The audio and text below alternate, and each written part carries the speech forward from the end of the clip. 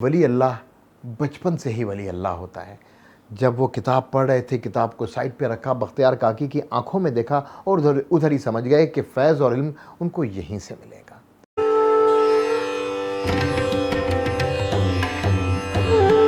السلام علیکم۔ 1173 عیسوی میں ایک ولی پیدا ہوئے۔ ان کے آباء و اجداد بخارا غزنی سے ہندوستان تشریف لائے۔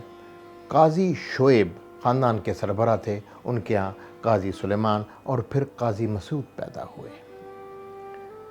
قاضی مسعود بچپن میں ہی یتیم ہو گئے۔ کوٹھے وال گاؤں ملتان سے کوئی 10 کلومیٹر دور ان کی ولادت ہوئی۔ یتیم ہونے کے بعد ان کی ماں نے ہی ان کی ٹریننگ کی۔ آپ کو 3 قصے سناؤں گا ان کے،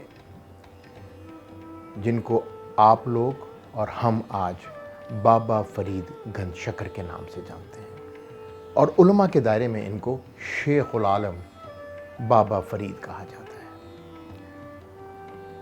حضرت بابا بچپن میں ہی یتیم ہو گئے تھے۔ ان کی ٹریننگ ان کی ماں نے کی اور تربیت کچھ اس طرح سے کی کہ نماز کا عادی اور تمام صوم و صلات کا پابند بنانے کے لیے ان کو باقاعدہ ایک مشق سے گزارا۔ وہ کیا کرتی تھیں کہ جائے نماز کے نیچے شکر کی پڑیاں رکھ دیا کرتی تھیں اور کہتی تھیں جب تم نماز پڑھو گے تو تمہیں جائے نماز کے نیچے سے شکر کی پڑیاں ملے گی جو اللہ کی طرف سے تمہیں دی جائے گی۔ بابا فرید باقاعدگی سے نماز پڑھتے تھے اور بچپن سے ہی نماز کے عادی تھے۔ ایک دن والدہ شکر کی پڑیاں رکھنا بھول گئی۔ نماز کا ٹائم گزر گیا۔ ان کو یاد آیا کہ نماز کا ٹائم گزر گیا اور شکر کی پڑیاں میں نے رکھی نہیں۔ حضرت بابا سے پوچھا کہ تم نے نماز پڑھی؟ انہوں نے کہا ہاں میں نے نماز بھی پڑھی اور شکر کی پڑیاں بھی مجھے مل گئی تھی۔ ماں کو احساس ہوا کہ یہ یقیناً اللہ سے بہت قریب بچہ ہے۔ حضرت بابا جب تھوڑے بڑے ہوئے تو ایک مسجد میں بیٹھے تھے۔ مسجد میں ایک درویش آیا۔ وہ ایک کتاب کا مطالعہ کر رہے تھے، جس کو جب درویش نے ان سے دریافت کیا کہ تم کیا پڑھ رہے ہو تو انہوں نے کہا میں نافع پڑھ رہا ہوں، یعنی ایک ایسی کتاب جو مجھے نفع دے گی۔ کتاب پڑھتے پڑھتے انہوں نے جواب دیا۔ درویش نے پوچھا کہ تمہیں اس سے کیا نفع ملے گا؟ یہ جواب سن کے حضرت بابا نے آنکھیں اوپر کیں اور جب آنکھیں چار ہوئیں تو ایک دم جیسے ایک کیفیت سی گزری ان کے اوپر سے، اور انہوں نے کہا کہ مجھے اس کتاب سے کچھ نہیں ملے گا، لیکن جو آپ کی نظر سے مجھے فیض ملے گا اس کی کہیں نظیر نہیں ہوگی۔ درویش نے مسکرایا اور نے کہا کہ تمہیں ایک ایسے بات پتہ لگی۔ انہوں نے کہا کہ یہ مجھے فیل ہوا ہے، آپ کا کیا نام ہے اور آپ کہاں جا رہے ہیں؟ ان کا جواب تھا کہ میرا نام بختیار کاکی ہے اور میں دہلی جا رہا ہوں۔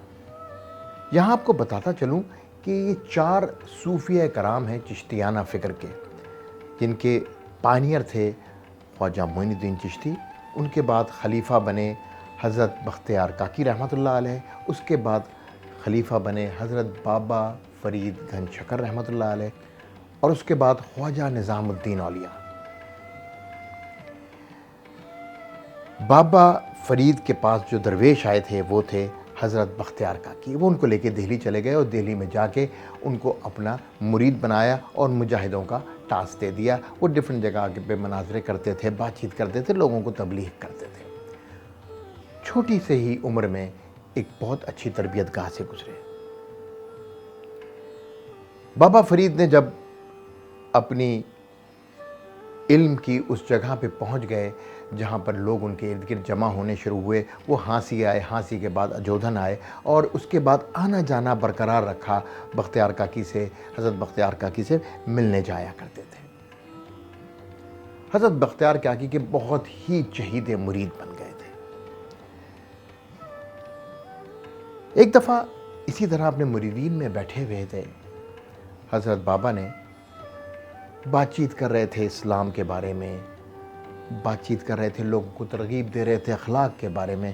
تو ایک ملا جو کہ وہاں پہ قریب ہی رہتا تھا اس محفل میں آके شامل ہو گیا اور آتے ہی اپنے علم و فراست اور ان سب چیزوں کے بارے میں بات کرنے لگا.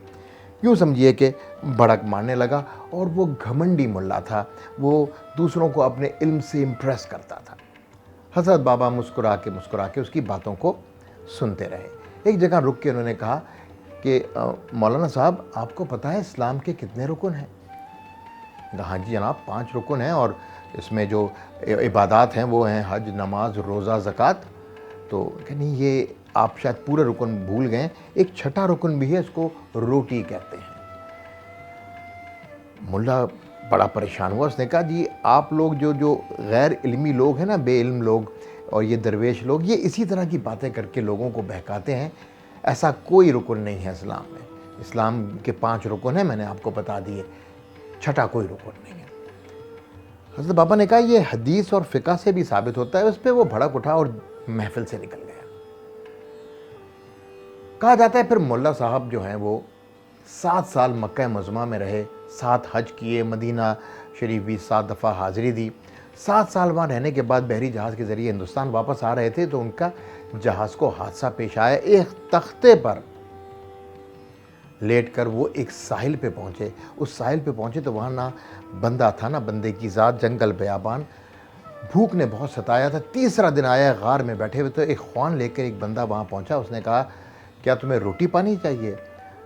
ملا صاحب نے کہا جی بالکل مجھے روٹی پانی چاہیے, میں بہت بھوکا ہوں اور یہ میرا مسئلہ ہے. میں نے 7 حج کیے ہیں, میں مکہ معظمہ سے آیا ہوں, میرے بحری جہاز طوفان کی زد میں آ گیا اور اب مجھے روٹی کی بہت سخت ضرورت ہے. اس نے خوان والے نے کہا کہ جی میرا تو بزنس ہے یہ, آپ مجھے پیسے دیجئے اور کھانا لے لیجئے. اس نے کہا میرے پاس تو کچھ ہے نہیں. مولانا صاحب بالکل پریشان ہو گئے کہ میرے پاس تو کوئی چیز ہی نہیں ہے, بس جو میں نے آپ کو بتایا عبادات میرے پاس ہیں.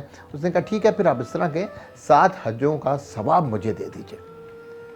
مولانا صاحب نے کہا اس سے کیا فرق پڑتا ہے, میں 7 حجوں کا ثواب بول بھی دوں گا تو ڈزنٹ میٹر. انہوں نے کہا ٹھیک ہے میں تمہیں 7 حجوں کا ثواب دیتا ہوں, مجھے کھانا دے دو. کھانا ان کے سامنے پیش کر دیا گیا. مولانا صاحب نے سیر ہو کے کھانا کھایا. اس کے بعد پھر جا کے ساحل پہ بیٹھ کے کہ شاید کوئی کشتی گزرے, اور پوچھا اسے کہ تم کدھر جا رہے ہو. اس نے کہا تھوڑی دیر بعد وہ نظروں سے اوجھل ہو گیا اور مولانا صاحب کو نہیں ملا. 3-4 دن تک پھر انتظار کرتے رہے, کوئی سواری, کوئی کشتی, کوئی جہاز وہاں سے نہ گزرا. پھر بھوک سے بےتاب ہوئے. اسی طرح وہی شخص دوبارہ خوان لے کر آیا. اس نے کہا آج کیا دو گے تم مجھے؟ میرے پاس کھانا ہے لیکن میں بغیر قیمت کے تمہیں نہیں دوں گا. اس نے کہا آج, مولانا صاحب نے کہا کہ آج میں تم کو اپنے تمام نمازیں جو ہیں وہ تمہیں بخش دوں گا اور وہ تمہاری ہو جائیں گی. اسی طرح کرتے کرتے زکوٰۃ, حج, روزے یہ سارے زبانی کہلوا لیے, اور 3 سے 4 دفعہ خوان والے نے ان کو کھانا بھی پیش کر دیا. انہوں نے کھانا سیر ہو کے کھایا, لیکن اس کے بیچ میں وہ ایک دفعہ بھی اس کا پیچھا کر کے اس کو پکڑ نہیں سکے کہ وہ آتا کہاں سے ہے. 5ویں دفعہ جب وہ سامنے آیا اس وقت وہ بھوک سے بہت بری طرح بےتاب تھے. پرانا کھانا کھائے ہوئے تقریباً 4 دن ہو چکے تھے. پھر اس نے خوان والے نے کہا کہ آج تم مجھے کیا دو گے؟ اس نے کہا جی میرے پاس تو اب کچھ نہیں ہے, جو کچھ تھا میں نے تمہیں دے دیا. اس نے کہا کہ اب یہ تحریر کر کے لکھ دو کہ میں تم کو اپنے تمام حج, روزے, نماز, زکوٰۃ تمہیں بخشتا ہوں, اس کے بدلے میں تم مجھے روٹی اور پانی دے دو. وہ تحریر اس نے فٹافٹ مولانا صاحب نے لکھی, کھانا کھایا. تھوڑے ہی دن بعد ایک جہاز وہاں سے گزرا, ان کو لے جا کر ہندوستان ان کی منزل ان کے گھر پہ پہنچا دیا. دربار صاحب پہ دوبارہ پہنچتے ہیں حضرت بابا کے پاس. وہ ملا صاحب اور آ کے بیٹھتے ہیں, وہ اسی گھمنڈ میں, اسی حج, 7 حج کر کے آیا ہوں اور یہ سب میں نے 7 سال میں نے مکہ میں گزارے ہیں, اسی گھمنڈ میں باتیں کر رہے تھے. تو بابا صاحب نے پوچھا کہ اب تمہارا کیا خیال ہے, تم مجھ سے ناراض ہو کے چلے گئے تھے مولانا صاحب, تو ابھی بھی تم کہو گے اسلام کے 5 رکن. نے کہا ہاں جی اسلام کے تو 5 ہی رکن ہیں. اس کا جی میرے پاس ایک تحریر میں لکھا ہوا ہے کہ اسلام کے 6 رکن ہیں. اس نے کہا ایسی کون سی تحریر ہے, مجھے دکھاؤ. کتاب میں بند کر کے وہی تحریر جو کہ مولانا صاحب نے اس جزیرے پہ لکھی تھی, وہ تحریر سامنے رکھ کے لے کر آ گیا ایک صاحب, اور وہ ان کے سامنے رکھ دی گئی. جب انہوں نے کتاب کھولی تو وہ تحریر جب نظر آئی تو وہ ایک دم ایک کپکپی سی طاری ہو گئی ان پر, اور وہ ادھر ہی بیعت کر گئے حضرت بابا فرید گنج شکر کے ہاتھ پر. اس کے بعد وہ کبھی بھی وہاں سے نہیں گئے, اور وہیں پر اپنی زندگی کے آخری منزل تک اسی کیفیت میں مبتلا رہے اور حضرت بابا فرید کی بہت عزت کی۔ یہ 3 قصے میں نے آپ کو سنائے، ایک شکر کا، دوسرا بختیار کاکی کا، درویش کا، تیسرا یہ مولانا صاحب کا۔ اب ان تینوں کو اگر آج کی دنیا میں ہم دیکھیں، ٹریننگ کتنی امپورٹنٹ ہوتی ہے اور کس طریقے سے مائیں اپنے بچوں کو ولی اللہ بنا دیتی تھیں، کس طرح کی ٹریننگ ہوتی تھی، یہ بات ملحوظ خاطر رکھیے گا، اور آج کل کے معاشرے کی ماؤں کو، آج کل کے معاشرے کے ماں باپ کو، دونوں کو اس تقابل میں ضرور دیکھیے گا۔ دوسری بات کہ ولی اللہ بچپن سے ہی ولی اللہ ہوتا ہے۔ جب وہ کتاب پڑھ رہے تھے، کتاب کو سائڈ پہ رکھا، بختیار کاکی کی آنکھوں میں دیکھا اور ادھر ہی سمجھ گئے کہ فیض اور علم ان کو یہیں سے ملے گا۔ اور تیسری اور بہت امپورٹنٹ بات، گھمنڈ بہت بری چیز ہے، غرور بہت بری چیز ہے، یہ سارے مانتے ہیں، لیکن علم کے اوپر غرور کرنا یہ اس سے بھی زیادہ بری بات ہے۔ جو عالم اپنے علم پہ غرور کرتے ہیں وہ اپنے علم کو ضائع کر دیتے ہیں، اور وہ علم ان کے لیے کسی بھی نعمت کا باعث نہیں بنتا بلکہ عذاب کا باعث بنتا ہے۔ حضرت بختیار کاکی کے بہت چہیتے مرید تھے حضرت بابا فرید شکرگانی۔ ان کے تمام تبرکات اور ان کی خلافت سے ریلیٹڈ تمام چیزیں انہوں نے ایک وصیت کی کہ یہ بابا فرید کو پہنچا دینا۔ وہ ہانسی سے آتے تھے، ہانسی سے اجودھن میں بھی رہتے تھے، لیکن ان کی وفات کے وقت، حضرت بختیار کاکی کی وفات کے وقت وہ وہاں موجود نہیں تھے۔ وہ وصیت پہ عمل درآمد کیا گیا اور ان کو بلایا گیا دہلی، اور دہلی میں ان کو مسند پہ بٹھایا گیا۔ کچھ دنوں مسند پہ بیٹھے، وہ تبرکات وصول کیے، اللہ کا شکر ادا کیا۔ اس کے بعد دوبارہ ہانسی اور پھر اجودھن آ گئے، اجودھن جو آج کا پاک پتن ہے۔ اس کے بعد زندگی کے آخری ایام تک وہیں رہے۔ چشتیانہ فکر کے یہ تیسرے ولی اللہ تھے، اور چوتھے تھے نظام الدین اولیاء۔ اس کے بعد نظام الدین اولیاء نے ان سے خود خلافت لی، اور یہ سلسلہ چشتیانہ فکر کا ایک بہت مکمل تسلسل کے ساتھ ہندوستان اور اس کے ارد گرد چلتا رہا۔ حضرت معین الدین چشتی سے لے کر نظام الدین اولیاء تک اور ان سے آگے تک، یہ چشتیانہ فکر، یہ فقیری، یہ ایک مذہب کا حصہ بن گئی ہمارے۔ اور یوں لوگوں کو فقیری کا اس وقت پتہ لگا جب آج تک 1000 سال گزرنے کے بعد تک ان لوگوں کے نام قائم ہیں اور ایسے ہی قائم دائم رہیں گے۔ آج جو محرم الحرام کا پہلا ہفتہ ہے، اور اس وقت بابا فرید گنج شکر کا جو عرس ہے وہ عروج پر ہوگا، اس کی تقریبات اپنے عروج پر ہوں گی۔ میری بات چیت ہوئی وہاں پہ، جو مسند پہ لوگ موجود ہیں، ایک میرے بہت اچھے دوست ہیں شاہ صاحب کراچی میں، انہوں نے مدعو بھی کیا مجھے کہ میں جاؤں، لیکن وہاں پر جو حالات ہیں ابھی ہجوم کے، ماشاءاللہ اتنے عقیدت مند ہیں وہاں پر، تو میں نے ولاگ کو یہاں بیٹھ کے کر رہا ہوں، لیکن انشاءاللہ تعالیٰ ایک پورا ولاگ میں وہاں پر جا کے کروں گا، اور حضرت بابا فرید گنج شکر پہ ایک کمپلیٹ ڈاکیومنٹری بنا کے آپ کو دکھاؤں گا۔ جب تک کے لیے اجازت دیجیے۔ انسنی باتیں، جواد رضا۔ السلام علیکم۔